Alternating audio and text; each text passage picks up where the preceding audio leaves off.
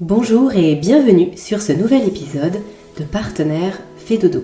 Ce format spécial dédié à tous les jeunes parents ou toute personne évoluant dans le domaine de la périnatalité et de la parentalité répond à un besoin que vous nous faites remonter mois après mois sur toutes nos plateformes d'échange. Un besoin d'être accompagné pour découvrir ce qui se fait de mieux autour de bébés ou autour de vous, parents. Au-delà du sommeil, de l'alimentation, de l'éducation et de tous les sujets que nous développons avec nos experts sur Allo fait dodo, d'autres problématiques bien précises émergent chaque jour dans le quotidien de chaque famille. Quelle poussette choisir et pourquoi? Quel siège auto? Quel type de couche? Quel type d'activité pour mon enfant? Et quelle tenue? Et quel type de tissu pour ses pyjamas? Etc. etc. Cette liste est infinie et l'énergie dépensée à parcourir le net pour faire des choix éclairés l'est tout autant.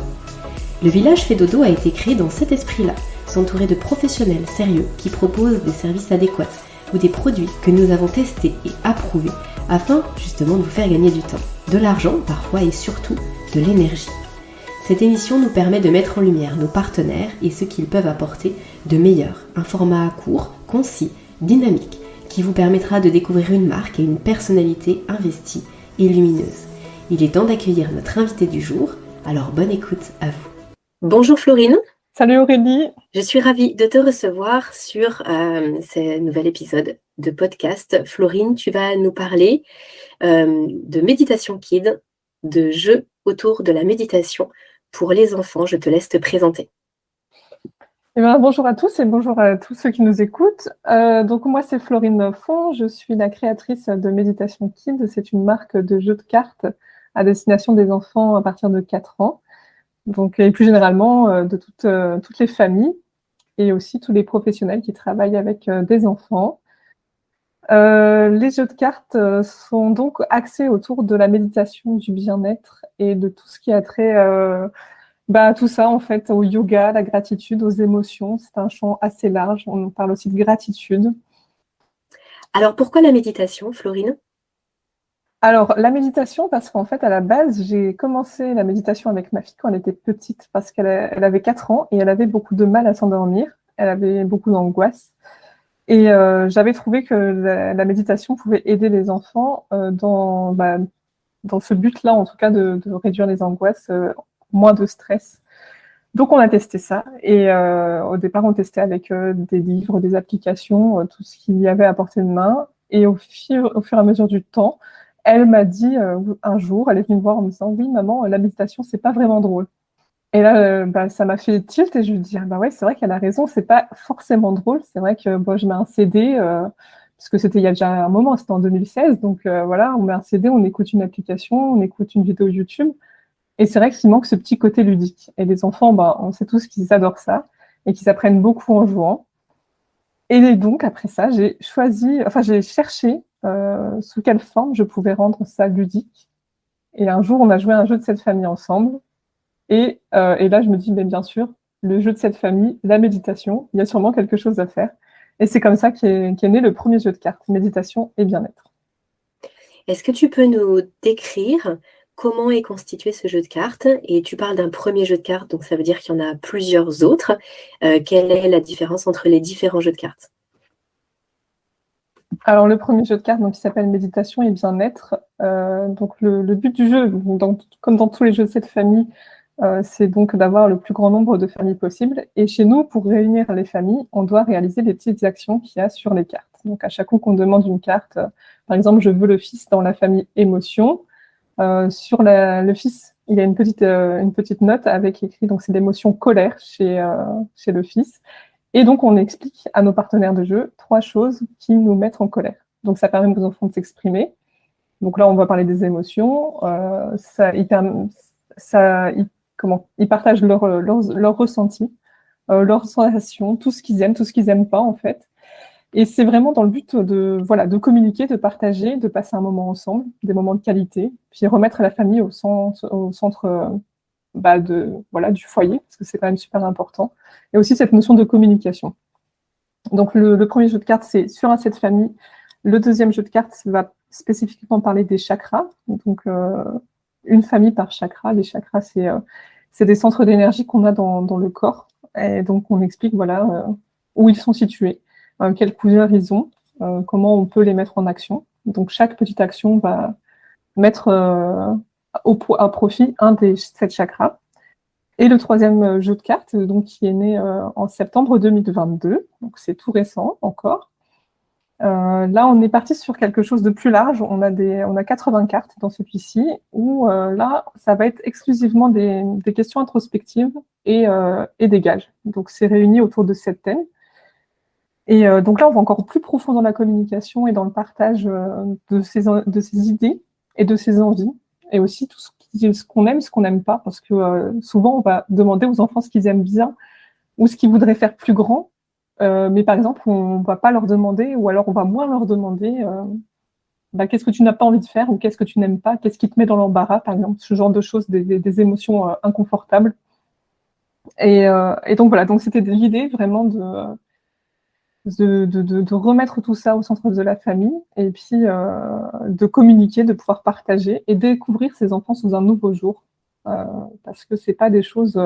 voilà, se dire qu'on peut faire autre chose que de demander alors c'était bien l'école aujourd'hui, par exemple. Ou alors qu'est-ce que tu as fait à la crèche?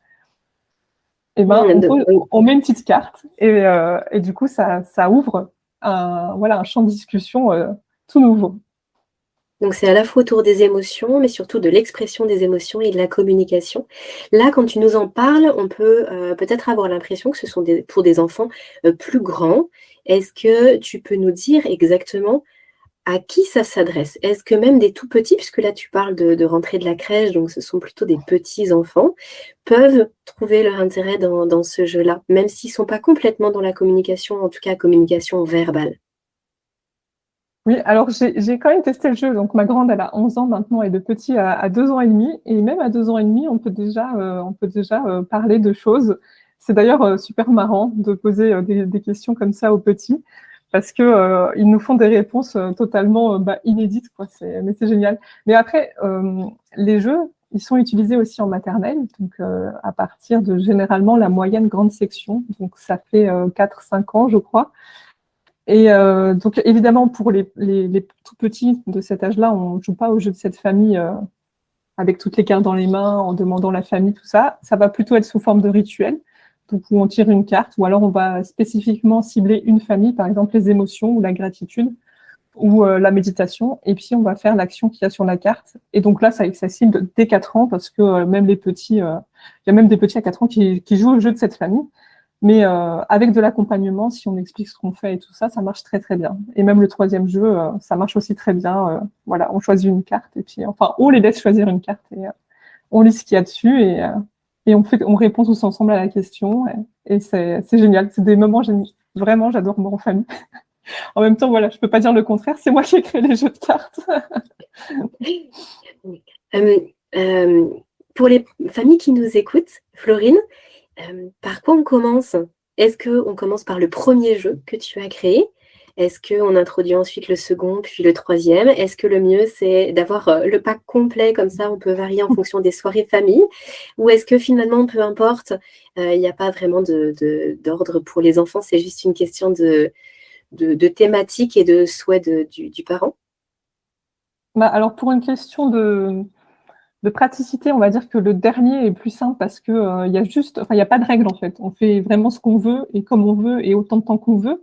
Du coup, c'est très simple à mettre en place. On peut même être par exemple, dans un voyage en train ou en voiture, où là, ça peut être un support de plus pour les transports, par exemple, pour occuper les enfants d'une façon intelligente.